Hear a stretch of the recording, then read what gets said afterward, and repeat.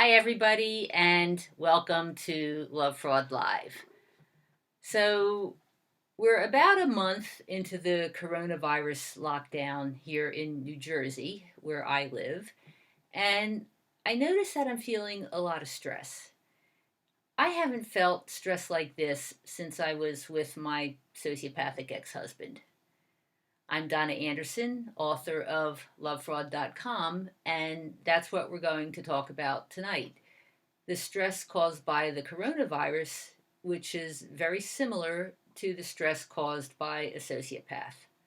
We'll talk about the symptoms, the risks, and ways to feel better.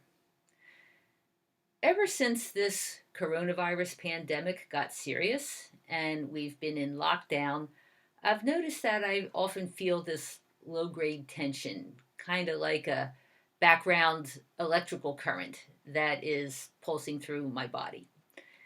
The tension comes from worry that I, or my husband, or someone else that I care about might get really, really sick.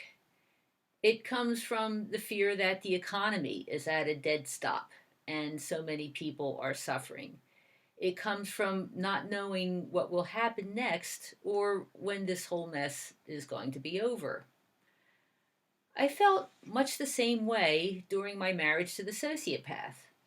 I never knew what was coming next, when he would make another unreasonable demand, or when he would ask for money that I no longer had, or when he would accuse me of doing something that I didn't do. Things were bad, and I never knew when they were going to get worse. And that's kind of how I sometimes feel in this pandemic, continuously stressed. Needless to say, this is not healthy. Physiologically, ongoing stress affects our autonomic nervous system. Now, here's the education part of the program. This is the part of our nervous system that controls bodily functions that take place without our conscious effort.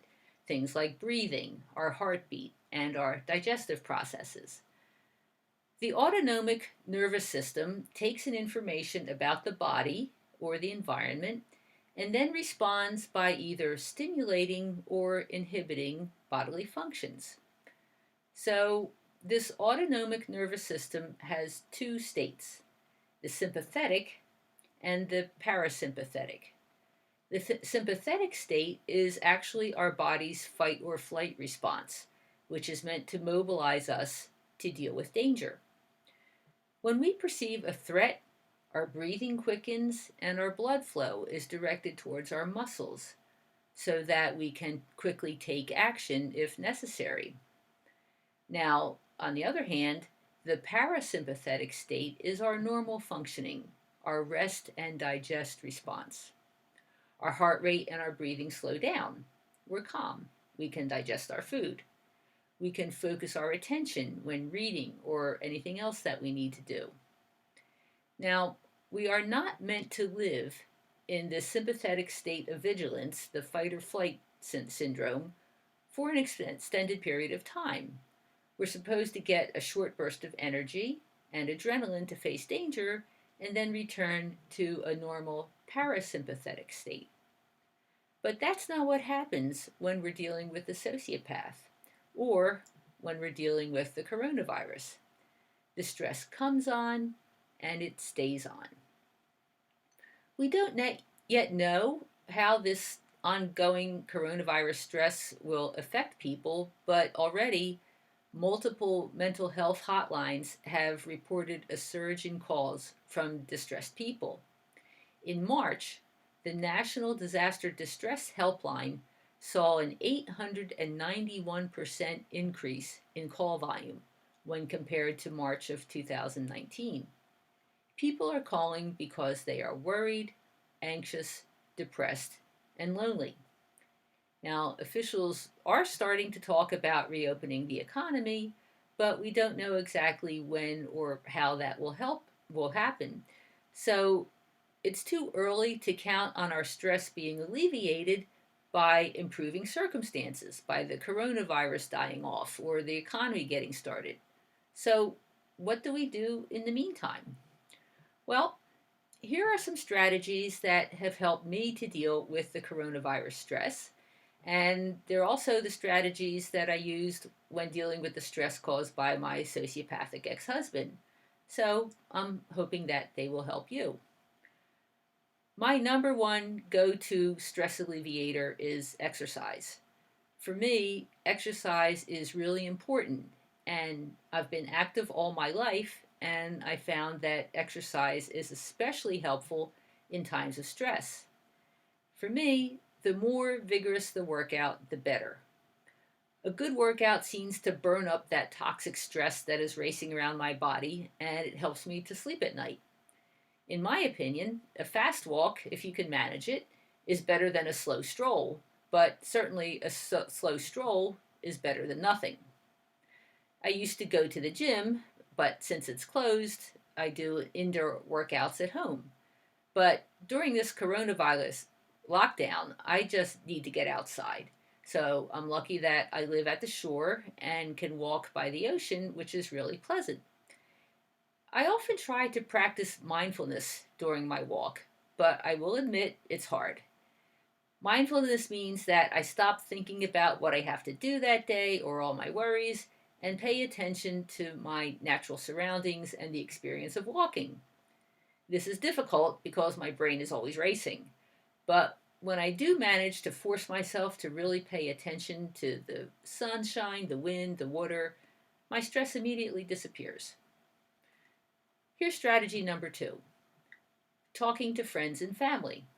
Now, we are social creatures, so we naturally want to come together and support each other during bad times. Of course, this is exactly what is taking a hit with these social distancing requirements. Well, that's why we have telephones or cell phones. I find that talking to friends and family really helps to drain off some of the stress. Texting and social media just don't seem to have the same effect. Now, why is that? I'm not sure, but I think it's because most of the meaning of human communication comes from nonverbal cues, such as tone of voice. And when you're communicating by text or on a screen, those nonverbal cues are missing. So a big part of the connection is missing. Instead of texting, I recommend picking up the phone and talking to somebody. Here's strategy number 3: EFT tapping. Now, EFT tapping is a do-it-yourself method of acupressure. EFT stands for Emotional Freedom Techniques. This is a funny-looking therapy that is easy and fast, and it alleviates anxiety, depression, and yes, stress. So here's how you do it. First, you create an affirmation related to the issue at hand, like, even though I feel stress, I truly love and accept myself. And then you tap on 8 specific parts of your body, mostly your face, while repeating the shortened version of the affirmation, like this stress, this stress, this stress, this stress, this stress. You do this multiple times, and believe it or not, it does break the connection between the thoughts of stress and your physical sensations. Now, if you want to know more about EFT tapping, Lovefraud has webinars to teach you how to do it, including one on breaking your addiction to a sociopath. And there's a link in the description below that will take you to the webinars. Here's strategy number 4: distract yourself. I find that simply distracting myself is a great way to turn down the volume on the stress. Most evenings, my husband and I spend an hour watching a TV show, or if we have 2 hours, we might watch a movie. And when I'm engrossed in a story, the hum of the stress goes away. Along the same lines, I've also found that I can no longer watch the news. All the talking heads on TV going on and on and on about the coronavirus, it just adds to my stress. So for the time being, we are limiting the news and watching movies. Finally, here's number 5.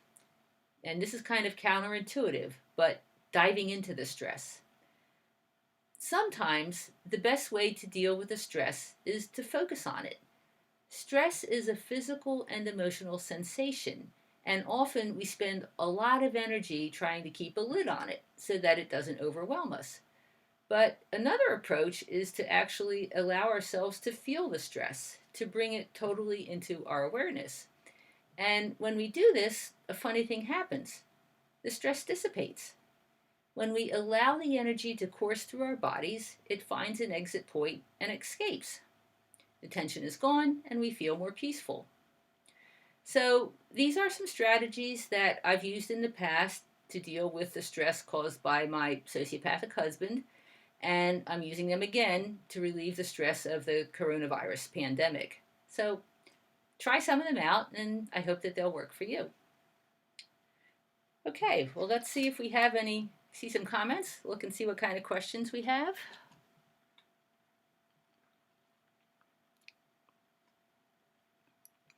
Okay, Faith says, I have to say that the sociopath was way worse than this event.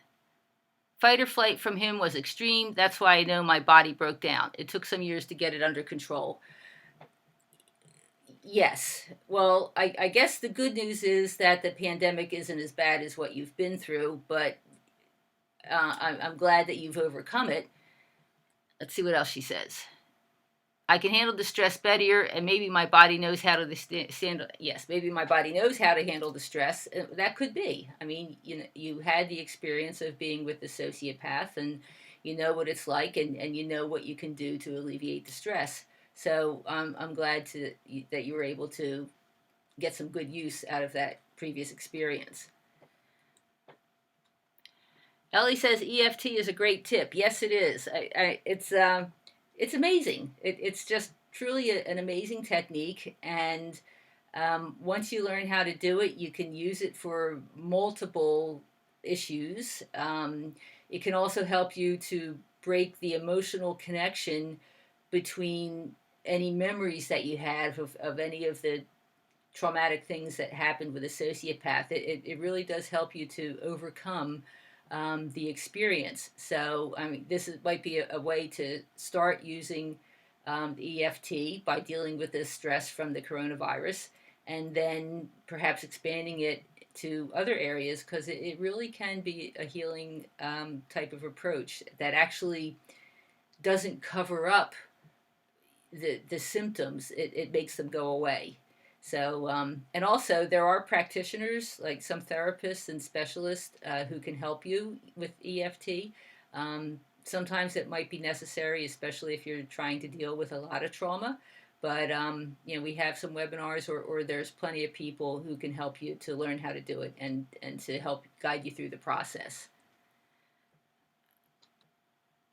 Oh, geez. Okay, CC is me says, I just check my email and see one there from my ex. Now I feel sick and my heart is racing. We are still working out the divorce. Is that fight or flight? Absolutely yes.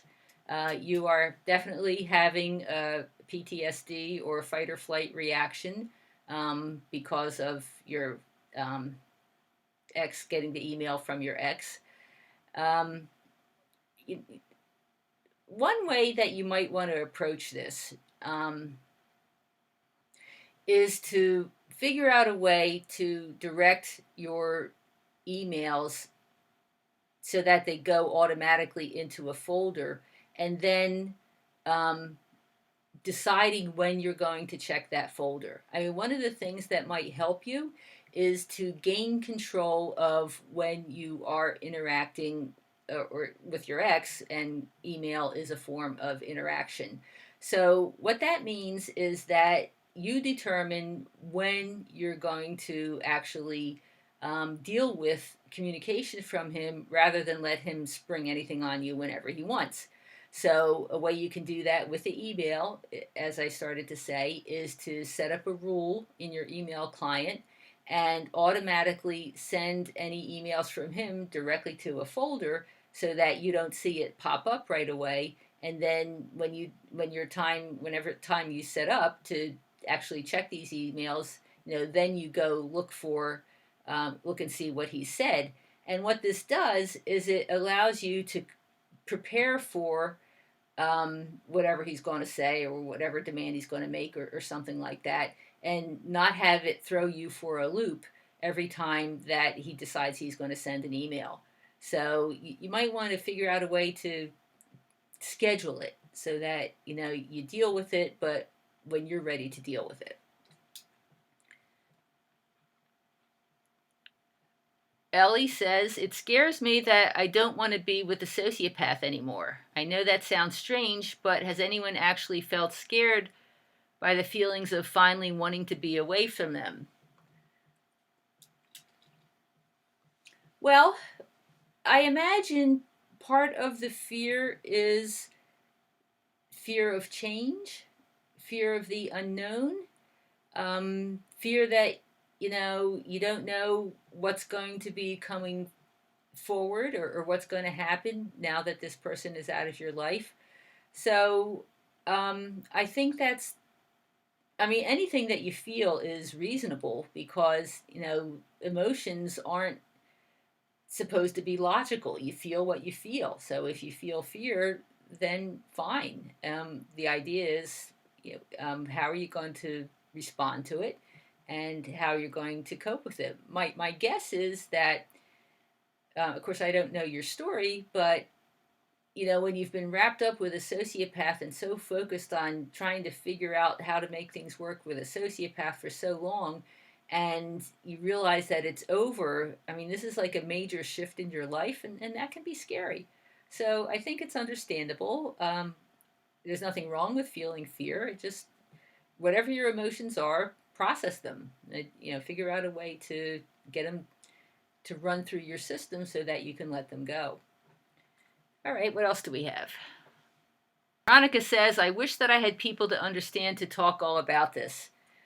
Yep.